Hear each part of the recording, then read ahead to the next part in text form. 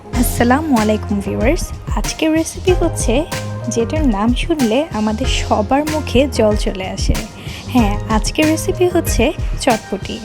আমার এই রেসিপিটি খুবই সিম্পল এবং খুবই ইজি, কিন্তু খেতে কিন্তু ভীষণ মজা।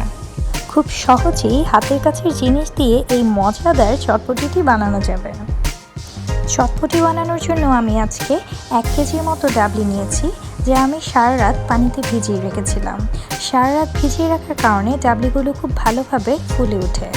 ডাবলি সিদ্ধ করার জন্য আমি এখানে নিয়েছি ধনিয়ার গুঁড়া 2 টেবিল চামচ, চটপটির মশলা 2 টেবিল চামচ, জিরা গুঁড়া 2 টেবিল চামচ, আদা রসুন পেস্ট 1 চা চামচ করে, স্বাদ মতো লবণ, 1/2 চা চামচ খাবার সোডা, গরম মশলা গুঁড়া 1 চা চামচ, 1/2 চা চামচ করে হলুদ ও মরিচ গুঁড়া আর একটি আলু।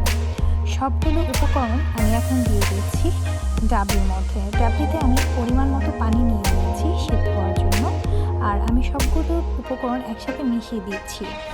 ডালের সাথে আলুটি দেওয়ার কারণ হচ্ছে আলুর কারণে ডালের মজাটা বেড়ে যাবে দ্বিগুণ, তাই আমি একটি আলু ডালের সাথে সেদ্ধ করে নিচ্ছি।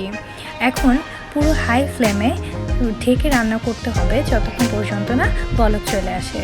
বলক চলে আসার পর আমি আস্তে আস্তে একে 1.5 ঘন্টা খানিক রান্না করে নেব।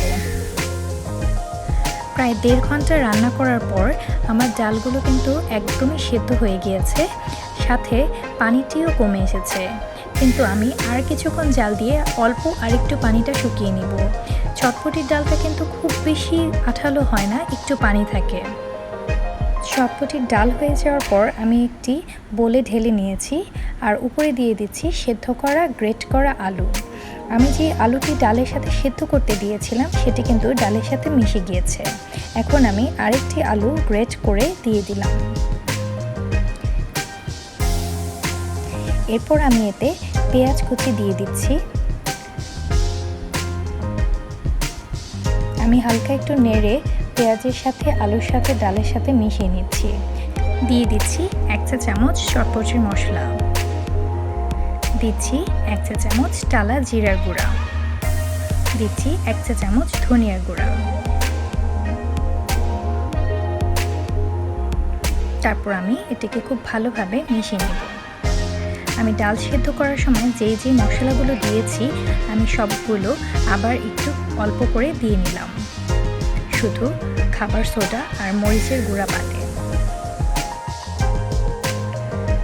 এখন দিয়ে দেব চটপটির জন্য তৈরি করা টকটি আমি কিভাবে তৈরি করেছি তার লিঙ্ক আমার ডেসক্রিপশন বক্সে দেওয়া থাকবে, আপনারা চাইলে দেখে নিতে পারেন।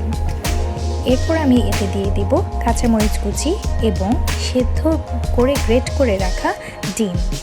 তারপর এতে দিব ধনিয়া পাতা কুচি ও টালা শুকনা মরিচের গুঁড়া। আর আমি মাঝখানে বলতে ভুলে গিয়েছিলাম, মশলা যখন দিচ্ছিলাম তখন আমি সাথে বিট লবণই দিয়েছি। সবশেষে উপরে দিয়ে দিচ্ছি ফুচকা। কিভাবে বানিয়েছি ফুচকা তার লিঙ্ক আমি ডেসক্রিপশন বক্সে দিয়ে দিব। হয়ে গেল খুবই মজাদার এবং ইজি প্রসেসিংয়ে চটপটি।